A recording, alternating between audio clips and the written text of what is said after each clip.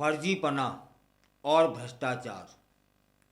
बताइए ना साहब कि कहाँ नहीं है, किस विभाग में नहीं है, किस शहर में नहीं है।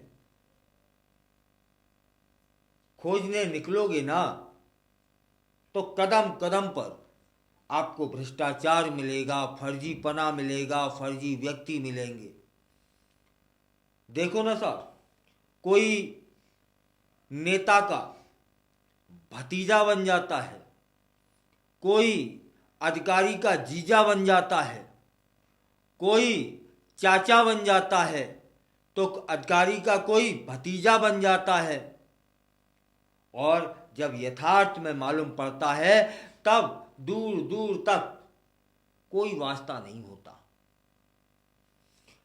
इसी तरह का फर्जीवाड़ा बहुत सालों से हमारे देश में अनवरत चल रहा है।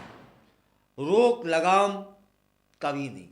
जो पकड़ा जाता है थोड़ी बहुत सजा मिल जाती है, कानून उसे छोड़ देता है और फिर दूसरे फर्जीपना चालू हो जाता है। जिस तरह से पहले किया था उस तरह से नहीं, अब वो कोई दूसरी टेक्निक अपना लेते हैं। चलिए मैं आज एक बात बता रहा हूँ, एक कहानी बता रहा हूँ, एक यथार्थ बता रहा हूँ, एक फर्जीपने की, जिसमें कोई पुरुष नहीं है साहब, महिला है। और निपट फर्जीपना, लेकिन ताज्जुब वह अपनी टेक्निक में इतनी उस्ताद है कि उसको 3 साल तक लोग पहचान नहीं पाए कि यह फर्जी महिला है और फर्जी पुलिस इंस्पेक्टर है। वह 3 साल तक पुलिस अधिकारी बनकर के आनंद लेती रही। पुलिस की जो रुआब है लोगों को गांठती रही और लोगों से डराकर धमकाकर लाखों रुपया इकट्ठी करती रही, क्योंकि उसे अपने टैलेंट में भरोसा था। लोगों को मूर्ख बनाने में उसे महारत हासिल थी। कदकाठी भी ठीक ठाक थी, सुंदरता भी थी, लोग प्रभावित भी हो जाते थे। ऐसी ही महिला, फर्जी महिला, कूटनीति से भरी हुई महिला की एक कहानी सुन लीजिए ना साहब, जिससे आपको क्या होगा कि यूं ही किसी पर भरोसा नहीं करेंगे। फिर कईयों लोग लुट चुके हैं, आप नहीं लुटेंगे फिर इन बहरूपियों से। बात है दिल्ली की। दिल्ली पुलिस में एक अभी अभी एफआईआर दर्ज हुई है एक फर्जी महिला इंस्पेक्टर, सब इंस्पेक्टर की। और तसल्ली है, सुकून है कि वह गिरफ्तार भी हो चुकी है, जिसने पिछले 3 वर्षों से एक उच्च पदस्थ पुलिस अधिकारी के रूप में जीवन व्यतीत किया है। अब आप जानना चाहते होंगे कि उस फर्जी महिला सब इंस्पेक्टर की पहचान क्या है। तब बताते हैं कि उसका नाम अंजू शर्मा है।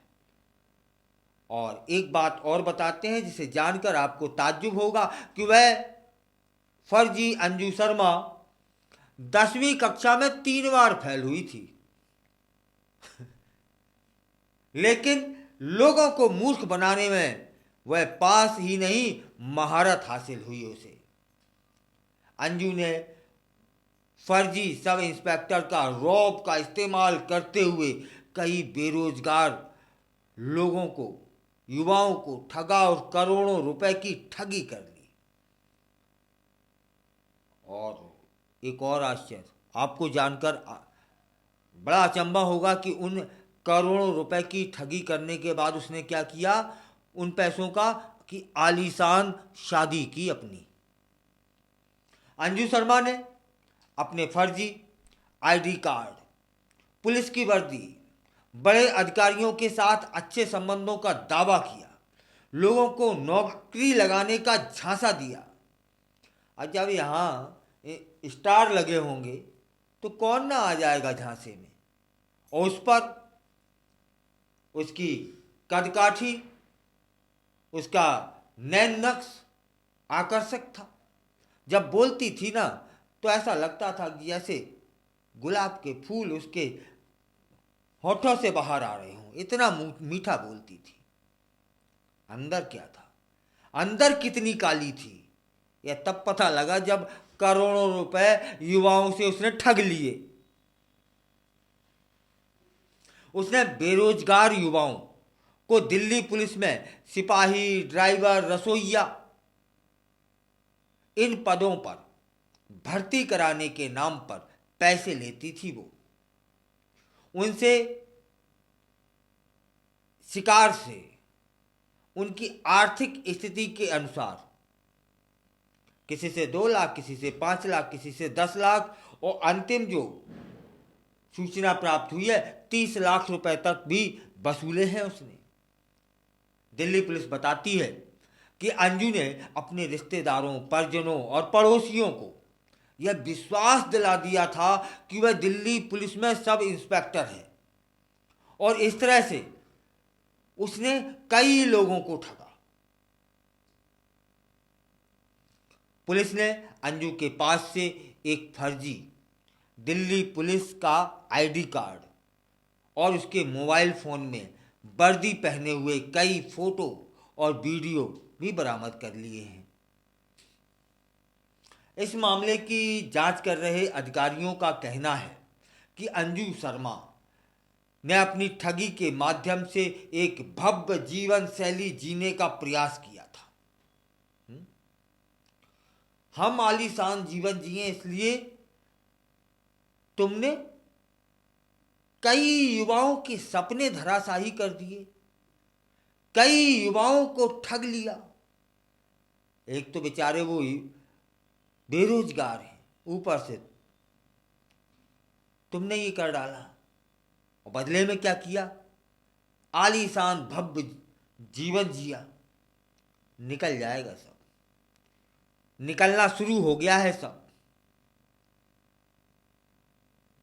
मैं पत्रकारिता से हटकर के बात करूं ना, तब मैं बिल्कुल शाश्वत सत्य बोल रहा हूं कि ऐसी महिलाओं को या ऐसे पुरुषों को कोढ़ जरूर होगा एक बार।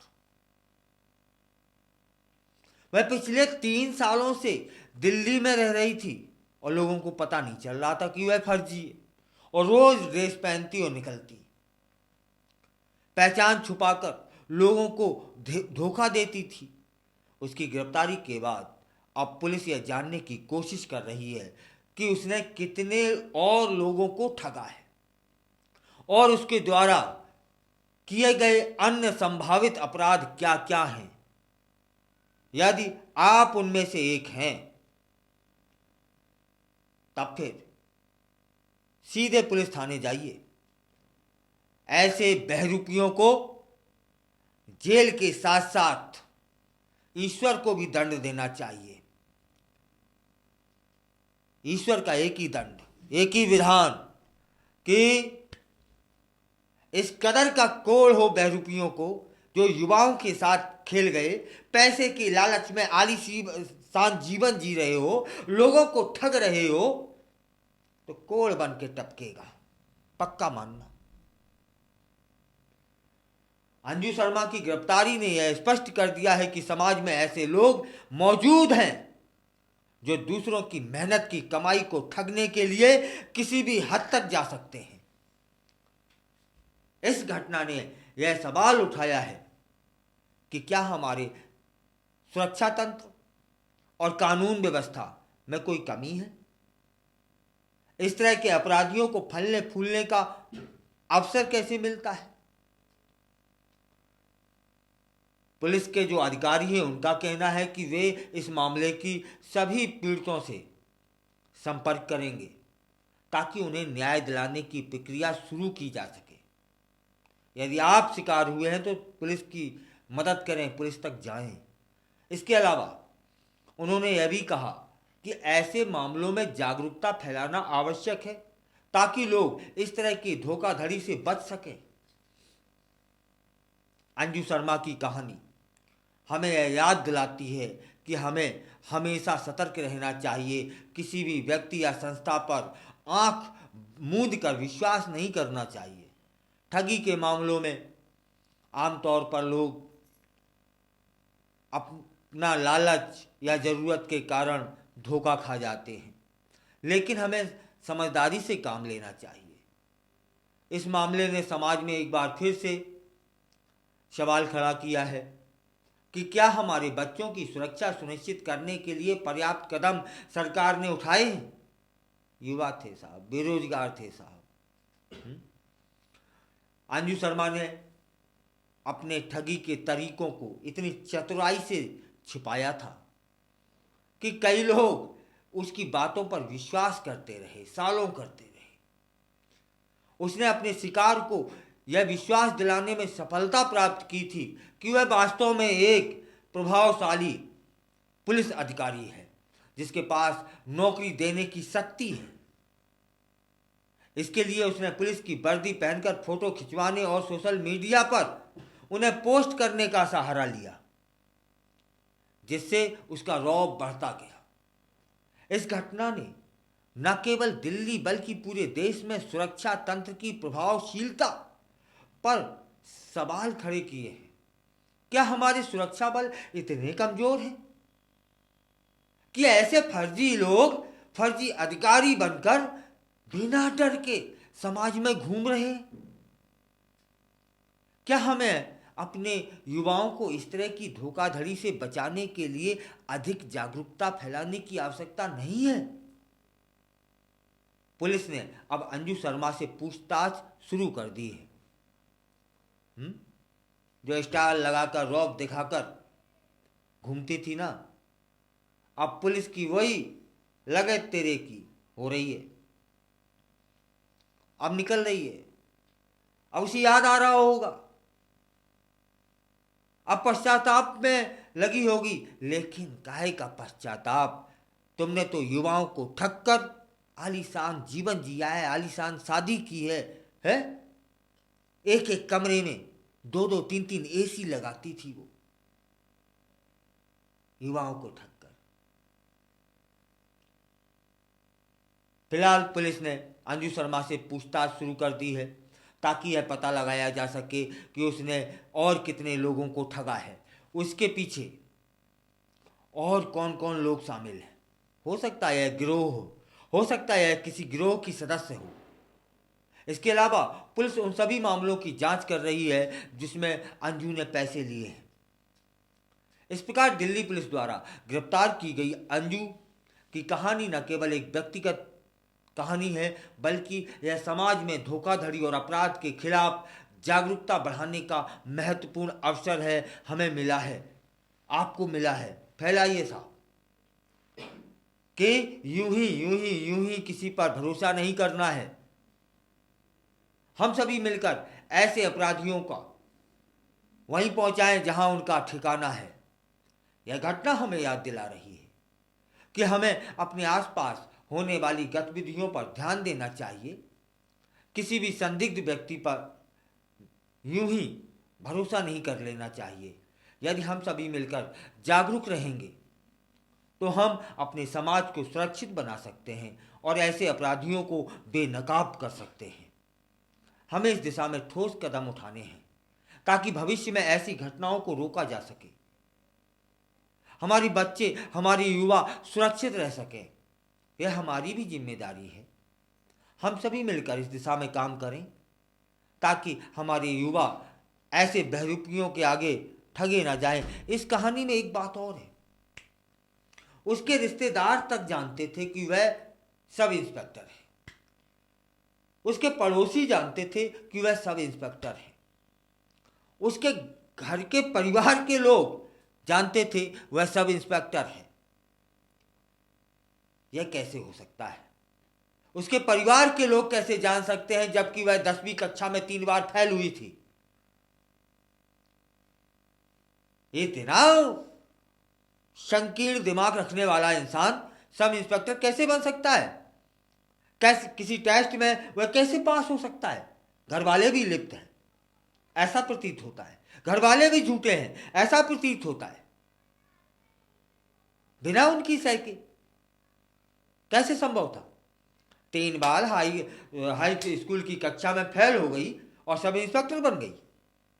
घर वालों ने नहीं पूछा इंटर की मार्कशीट, इंटर कहाँ से की, कब की है, ग्रेजुएट कब हुआ, किस यूनिवर्सिटी से हुआ, जब हमने पैसे नहीं दिए तो तुम कैसे पढ़ गई, हमने एडमिशन नहीं कराया तो कौन सी स्कूल में एडमिशन ले लिया, फीस कहाँ से आई? ये सवाल बनते थे ना। नहीं, वो तो घर पे भी जा करके जब मोटी गड्डी देती थी ना, तो उनके माँ के, पिता के, भाइयों के मुंह बंद हो जाते थे, सवाल सारे अंदर, क्योंकि गड्डी है। इसलिए याद रखिएगा, अपराधी अकेला नहीं होता है। अपराधी इस तरह के अपराध यूं ही अकेले नहीं कर रही थी, पुलिस विवेचना कर रही है, जांच कर रही है। निश्चित मानिएगा इस कहानी में उसके परिवार का भी हाथ मिलेगा, लेकिन वो सब जाएंगे वहीं जहां उनका स्थान है ना। लेकिन हमें जागरूक होने की ज़रूरत है। हमें यूं ही किसी पे भरोसा नहीं करने लेना है, चाहे वह एक स्टार लगाए हो, चाहे वह एक अशोक लगाए हो। और देखो, हाँ, इतने जागरूक हो जाओ, ये लोग आईडी भी रखते हैं, परिचय पत्र, उसे पहचानने की काबिलियत पैदा कर लो कि असली और नकली में फर्क क्या है। यहां एक बात और है ना, कभी कभी असली नकली से बेहतर लगता है, इसलिए गहराई से जांच करें, अंतर मालूम पड़ जाएगा। फिलहाल वह जेल की यात्रा में है, फर्जीपना बंद हो गया है, आलीशान जीवन अब पानी वाली दाल नसीब हो रही है। इसलिए गुजारिश है, निवेदन है, किसी को ठक्कर, किसी की भावनाओं के साथ खेलकर सुकून नहीं मिलेगा, शांति नहीं मिलेगी। अंततः कानून उसे सजा देगा या फिर परमात्मा। इसलिए डरो, धोखाधड़ी से बचो, धोखाधड़ी मत करो, युवाओं को मत करो।